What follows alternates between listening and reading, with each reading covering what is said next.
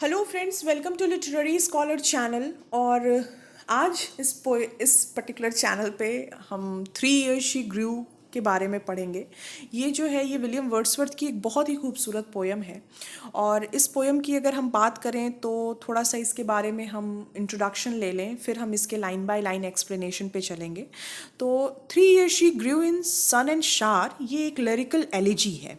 ठीक है, क्योंकि अल्टीमेटली इसमें क्या होता है कि शुरुआत में पोएम बहुत ही खूबसूरत लिरिकल वे में चलेगी और लास्ट में जो है वो लूसी जो है, जो मेन कैरेक्टर है इस पोएम का, उसकी डेथ हो जाती है। तो ये कहीं ना कहीं एक लिरिकल एलिजी इसको कहा जाएगा। दूसरी बात इसके बारे में, इसके बारे में जो दूसरा फैक्ट है इस पोएम के बारे में वो ये है कि इस पोएम को द एडुकेशन ऑफ नेचर भी कहा जाता है। ठीक है, इसका एक अल्टरनेट नेम कह लीजिए इस पोएम का, या जो सेकंड नाम कहा जाए इस पोएम का वो ये है द एडुकेशन ऑफ नेचर।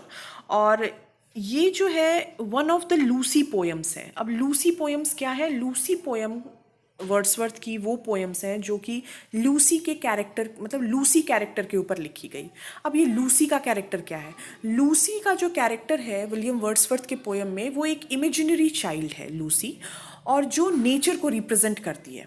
ठीक है, तो उसी कैरेक्टर पे विलियम वर्ड्सवर्थ ने 5 पोएम लिखी और उन्हीं पांचों में से एक पोएम 3 Years शी ग्रू है।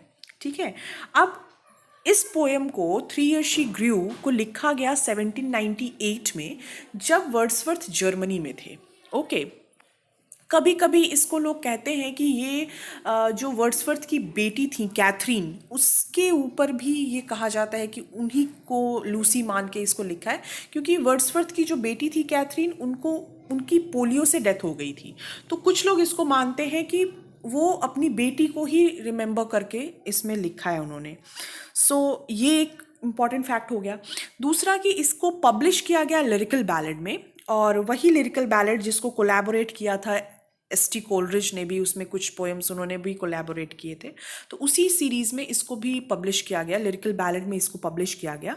अब अगर इसकी थीम की बात करें तो इसमें नेचर को जो है पर्सोनिफाई किया गया है, और वर्ड्सवर्थ ने नेचर को माना है कि ये मतलब एक एडुकेटर होती है नेचर, मदर होती है नेचर। और कहीं ना कहीं उसने वर्ड्सवर्थ ने नेचर को बहुत ही इम्पोर्टेंस दिया है, और वो ये बताने की कोशिश किए हैं इस पूरे पोएम की। अगर आप जस्ट बोलें, अगर आपसे कोई पूछे कि एक लाइन में आप बताओ कि 3 Years शी ग्रू में है क्या, तो आप ये कह सकते हैं कि ये पोयम पॉइंट आउट करता है कि जब आप नेचर के साथ अपना वक्त बिताते हैं, या नेचर का इन्फ्लुएंस जब ह्यूमन के लाइफ पे होता है, तो वो ह्यूमन लाइफ कैसी होती है। ठीक है, पोएट ने यहाँ पॉइंट किया है कि अगर नेचर आपके ऊपर, ह्यूमन लाइफ के ऊपर अपना इन्फ्लुएंस छोड़ती है, तो वो लाइफ कैसी होगी, उसी के बारे में इस पूरे पोएम का थीम है, समझ लीजिए, या कहें जस्ट है इस पोएम का। फिर अब इसका स्ट्रक्चरल अगर फैक्ट देखें, स्ट्रक्चर वाइज अगर इसको हम देखें, तो इस पोएम को 7 स्टैंजा में डिवाइड किया गया है। पर स्टैंजा 6 लाइन है, और इस स्टैंजा में जो राइम स्कीम यूज की गई है वो है AABCCB।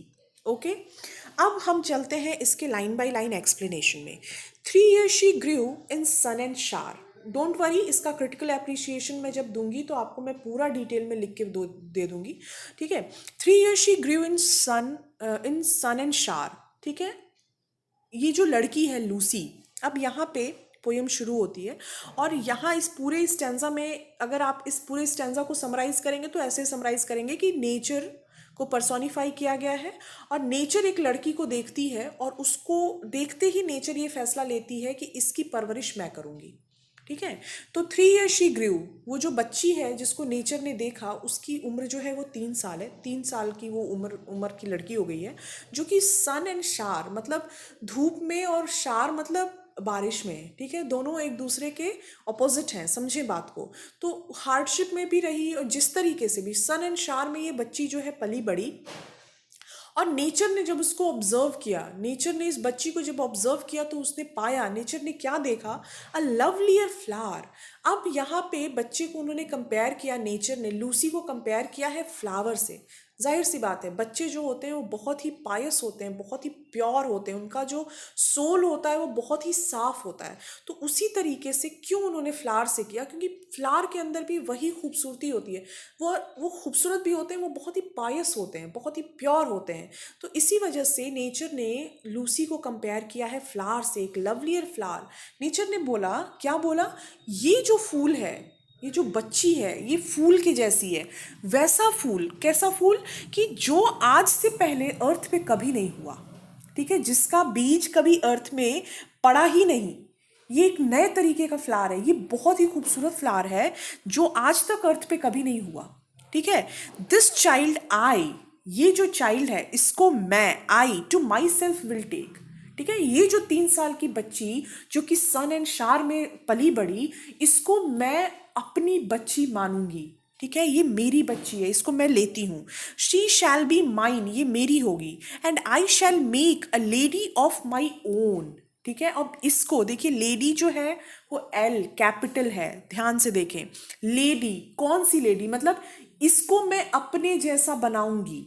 ठीक है, लेडी नेचर को कह रही है कि मैं खुद के जैसा, एक परफेक्ट फीमेल कैरेक्टर कैसा होता है, एक परफेक्ट फेमिनिटी कैसी होगी। ठीक है, वो मेरी जैसी, मतलब नेचर जो कह रही है वो मैं होंगी, इसके अंदर मैं अपनी सारे गुण डालूंगी। ठीक है, एक परफेक्ट लेडी तैयार के रूप में इसको मैं क्रिएट करूंगी, इसको मैं बनाऊंगी, इसके अंदर वो सारी क्वालिटी दूंगी जो एक परफेक्ट फीमेल के अंदर होना चाहिए। ठीक है, सो यहाँ पे पहला स्टैंजा खत्म होता है। दूसरा, myself will to my darling be, मेरे जैसे, माई सेल्फ विल, मतलब ये डार्लिंग, मतलब यहाँ पे किसको कहा गया है, लूसी को कहा गया है।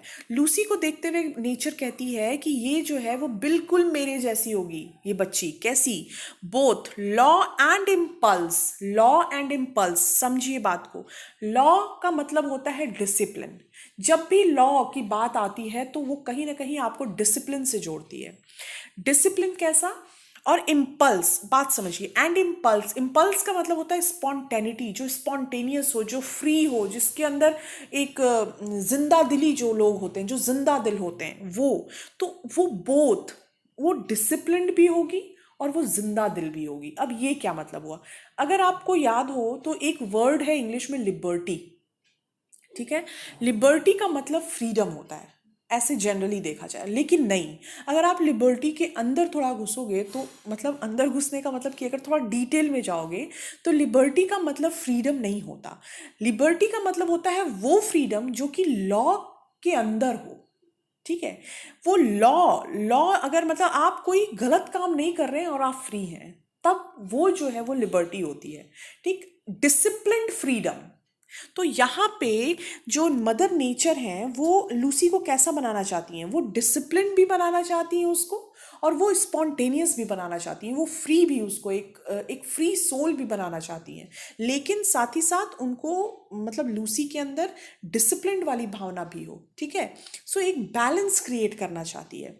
The girl in rock and plain, ये जो गर्ल है उसको हार्डशिप भी फेस करना आना चाहिए, और एक स्मूथ लाइफ कैसी होगी उसको भी फेस करना आना चाहिए। तो उसकी परवरिश वो रॉक पे भी करेंगी और प्लेन पे भी करेंगी। ठीक है, दो मतलब निकल के आएंगे। एक जो है वो वर्ड टू वर्ड जो मीनिंग निकल के आएगी, और दूसरा जो एक जो एब्स्ट्रैक्ट मीनिंग होती है किसी भी पैराग्राफ का, वो भी, उसको भी समझें। तो हार्डशिप भी उसको फेस करने आना चाहिए, और जो स्मूथ लाइफ होती है उसमें भी वो बैलेंस कर पाए। तो उसके अंदर बैलेंस करने की कैपेसिटी डेवलप करना चाहती है, मतलब वो लूसी की लाइफ को बैलेंस्ड करना चाहती हैं। इन अर्थ एंड हेवन, ठीक है, इन अर्थ एंड हेवन का मतलब उसके अंदर अर्थ की भी क्वालिटी हो, मतलब उसके अंदर जो क्वालिटी होती है अर्थ की वो भी हो, और जो स्काई हेवन की क्वालिटी हो, ओपननेस, फ्रीनेस, वो सब भी हो। ठीक है, इन ग्लेड एंड बावर, ग्लेड क्या होता है, ग्लेड एक अगर आप फॉरेस्ट एरिया में जाओगे कभी, तो वो इलाका, वो स्पेस जो कि ओपन होता है, घना जंगल हो और एकाएक आसमान दिखने लगे, कुछ ओपन स्पेस दिखने लगे, तो उस पर्टिकुलर स्पेस को, उस पर्टिकुलर जगह को ग्लेड कहते हैं। और बावर का मतलब होता है बहुत ही घना, कोई जंगल का घना हिस्सा जहाँ से आसमान भी नहीं दिख रहा, एकदम अंधेरा घना हिस्सा, उसको बावर कहते हैं। ठीक है, तो ग्लेड एंड बावर, इन इन दोनों की क्वालिटी हो उसके अंदर, वो उतनी ही डेप्थ में हो, मतलब वो उसके अंदर डेप्थनेस भी हो, बहुत ही डेप्थ कैरेक्टर हो उसका, और बहुत ही फ्री भी हो, ठीक है, वो ओपन भी हो और अंदर ही अंदर वो डेप्थ भी उसके अंदर हो। तो वो सब कुछ चाहती है मदर नेचर की उसके अंदर वो सारी चीज़ इनबिल्ट हो। Shall feel an overseeing power, Lucy जब बड़ी हो तो उसको ऐसा फील होना चाहिए कि कोई उसको गाइड कर रहा है, ठीक है। तो ओवरसीइंग पावर मतलब वो खुद को बोल रही है कि उसको ये महसूस होगा कि मैंने उसको गाइड किया है। टू किडल एंड और रिस्ट्रेन, ठीक है, वो एक्साइटेड भी होगी और वो कंट्रोल्ड भी होगी, मतलब उसको लगेगा कि कोई मुझे कंट्रोल भी कर रहा है, मैं फ्री हूँ लेकिन मुझे कोई कंट्रोल भी कर रहा है। तो वो एक में अगर इस पूरे पैराग्राफ को आप देखेंगे तो इसमें इतने ऑपोजिट वर्ड्स हैं, जैसे law and impulse, rock and plain, glade and bower, then kindle and restrain. ये जो है इन इन सभी वर्ड्स को यूज़ करने का मोटिव ये है वर्ड्सवर्थ का कि मदर नेचर जो है, एक लड़की जो जो उनको बहुत ही पसंद आ जाती है, जिसको वो डिसाइड करती हैं कि वो उसकी परवरिश करेंगी, उसको पाल पोस के बड़ा करेंगी, उसकी लाइफ में वो बैलेंस क्रिएट करना चाहती हैं। क्योंकि दिक्कत कहाँ होती है, या तो ह्यूमन बीइंग बहुत ही ज़्यादा एक्साइटेड होते हैं या वो बहुत ही ज़्यादा डिसिप्लिन्ड होते हैं, तो कोई भी चीज़ का एक्सट्रीम ना हो लूसी के अंदर, ठीक है, एक बैलेंस्ड इमोशन हो, जो भी इमोशन हो पूरी तरीके से बैलेंस्ड हो। तो वो चीज़ बहुत ही इंपॉर्टेंट है किसी के भी लाइफ में। अगर आप नेचर के साथ अपना टाइम बिताओगे तो आपकी लाइफ बैलेंस्ड हो जाएगी, ठीक है, सारे इमोशन बैलेंस्ड होंगे, और जब इमोशन बैलेंस्ड होते हैं तो लाइफ परफेक्ट होती है। बात समझिए, ये यहाँ सिर्फ एक लड़की के माध्यम लड़की को फोकस नहीं किया है, यहाँ वर्ड्सवर्थ का पर्सपेक्टिव आप देखो। वो ये कह रहे हैं कि इफ़ अगर आप अपनी पूरी लाइफ में, अगर आप पूरी लाइफ आपने स्पेंड की है सिटी में, टाउन में, जो कि बहुत ही हैफिज़ड लाइफ है, बहुत ही शोर शराबे वाली लाइफ है, और जैसे ही आप फॉरेस्ट एरिया में आते हो, आप नेचर के साथ अपना टाइम स्पेंड करते हो, तो आपकी जो लाइफ होती है वो बहुत ही बैलेंस्ड हो जाती है, ठीक है। और जब लाइफ बैलेंस्ड हो जाती है तो एवरी प्रॉब्लम जो आपकी लाइफ में चल रहा है वो सॉल्व हो जाएगा। आगे देखते हैं, फिर आगे नेक्स्ट स्टैंजा में क्या है, she shall be sportive as a fawn, ठीक है। अब वो बोल रही हैं, मदर नेचर बोल रही हैं कि लूसी होगी कैसी, वो स्पोर्टिव होगी, जैसा कि प्लेफुल होगा, मतलब वो बहुत ही लाइवली होगी। किस तरीके की होगी, कैसे लाइवली होगी, यहाँ पे उन्होंने कंपेयर किया एज द फॉन, ठीक है, सिमिली लाइक एज, ठीक है, किस तरीके की, फॉन, फॉन के जैसे। फॉन क्या होता है, एक हिरन का बच्चा, ठीक, तो उसके जैसा उसके अंदर लाइवलीनेस होगा, वो इतनी जिंदा दिल होगी, जिंदा दिल होगी, हिरन के बच्चे की तरह होगी, ठीक है। दैट वाइल्ड, ठीक है, that wild with Glee across the lawn, ठीक है, वो जो हिरन का बच्चा होता है, आप समझो वो वाइल्ड एनिमल है, ठीक, वाइल्ड एनिमल है लेकिन बहुत ही पायस है, बहुत ही प्योर है। और वो ग्ली, ग्ली का मतलब होता है यहाँ पे डिलाइटफुल, जो बहुत ही प्लेजरेबल हो, जिसको देख के बहुत ही खुशी मिले। तो वो उस तरीके की चीज़, मतलब जो है फॉन जो होते हैं वो वैसे होते हैं। आप जब भी फॉन देखोगे, आप अगर कभी आपको वक्त मिले, कभी आपको ऐसा मौका मिले, तो आप हिरन के बच्चे को देखना, आपको प्यार हो जाएगा उस बच्चे से, इतना खूबसूरत होता है। तो वैसा ही चाहती हैं कि मदर नेचर कि जो लूसी हो वो हिरन के बच्चे की तरह हो, कि उसके अंदर वो डिलाइटफुल हो, लोग उसको जब देखें तो उसको मतलब देखते रह जाए, पायस हो, प्योर हार्टेड हो, ठीक है। अ, और अक्रॉस द लॉन, मतलब लॉन मतलब गार्डन, तो वो पूरी स्पोर्टिंगली, मतलब खेलती हुई, प्लेफुल, चुलबुली सी गार्डन में खेलती हो। और अप द माउंटेन स्प्रिंग, साथ ही साथ उसके पास इतनी क्षमता, इतनी कैपेसिटी हो कि वो माउंटेन स्प्रिंग को भी फेस कर सके, और लॉन में भी वो खेल के उस चीज़ को, मैं उस चीज़ का जो प्लेजर है वो ले सके, ठीक है। And her shall be a breathing balm, ठीक है, और उसकी जो ब्रेथ हो, जो उसकी सांसें हैं, जो या जो वो जो ब्रीद करे, वो पूरी तरीके से बाम, बाम का क्या मतलब यहाँ हुआ, रिलीफ, कंफर्ट, जब आप उसको देखो तो आपको कंफर्ट महसूस हो, ठीक है। सो ये है ऑफ म्यूट इनसेंसेट थिंग, ठीक है। इनसेंसेट क्या क्या मतलब होता है, लैकिंग ऑफ फिजिकल सेंसेशन, उसके अंदर किसी भी तरीके का कोई भी फिजिकल सेंसेशन नहीं होगा। She is very balanced, very pure, very Payas child, वो मदर नेचर उसको एकदम प्योर बनाना चाहती हैं, बहुत ही बैलेंस्ड, बहुत ही आइडियल ह्यूमन बीइंग जैसा एक ह्यूमन को होना चाहिए, एक परफेक्ट पर्सन, एक परफेक्ट ह्यूमन बीइंग कैसा होना चाहिए। या अगर आप सोचो कि आप जो सबसे खुश लोग होंगे या सबसे अच्छे लोग, अगर आपके नज़र में कोई ऐसा जो परफेक्ट पर्सनालिटी है जिसकी, तो ये परफेक्टनेस है। तो कुल मिला के उसके अगर इस 3 स्टैंजा जो अभी हमने देखा उसमें अगर हम बात करें तो मदर नेचर ल्यूसी को परफेक्ट ह्यूमन बीइंग बनाने के लिए कोशिश कर रही हैं। और आगे का स्टैंजा हम कल देखेंगे, अदरवाइज वीडियो बहुत लंबा हो जाता है यार और फिर बोरिंग हो जाता है, राइट। सो अब तक हमने यही देखा कि किस तरीके से मदर नेचर एक बच्ची की परवरिश करती हैं और वो कैसा बना रही हैं उसको, किस तरीके की ह्यूमन बीइंग उसको बना रही हैं। तो इसका ये प्योर एग्जाम्पल है रोमांटिसिज्म का। सारी जो क्वालिटीज़ है रोमांटिसिज्म की वो इस पूरे पोएम में आपको देखने को मिलेगा। कहीं ना कहीं वर्ड्सवर्थ जो है ह्यूमन बीइंग को नेचर की तरफ जाने को बोल रहे हैं, और वो बोल रहे हैं कि आप एक बार नेचर के साथ समय स्पेंड करके देखिए, आपकी पूरी लाइफ बैलेंस्ड हो जाएगी और आप अपने आप में एक परफेक्ट ह्यूमन बीइंग के रूप में निकल के आओगे। सो यस, इसी के साथ ये वीडियो यहीं ख़त्म करते हैं। आई होप कि आपको ये सारी चीज़ें समझ में आई होंगी। कुछ डाउट रह गया हो तो ज़रूर कॉमेंट सेक्शन में पूछ लीजिएगा, और आई विल मेक श्योर कि इसको मैं कंप्लीट करके फिर इसका क्रिटिकल एप्रिसिएशन भी आपको दे दूं। और सॉरी, काफ़ी लंबे टाइम के बाद मैं आपके सामने प्रेजेंट हुई हूँ। कुछ दिक्कत थी, कुछ मेरे एग्ज़ाम्स थे और अभी भी हैं। सो आपका काफ़ी मैसेज आ रहा था, that's why I will try कि मैं कुछ आपको मैं प्रोवाइड कर सकूं आगे भी। सो यस, इसी के साथ ये वीडियो यहीं ख़त्म करते हैं। Till then take care of yourself and thank you for watching this video.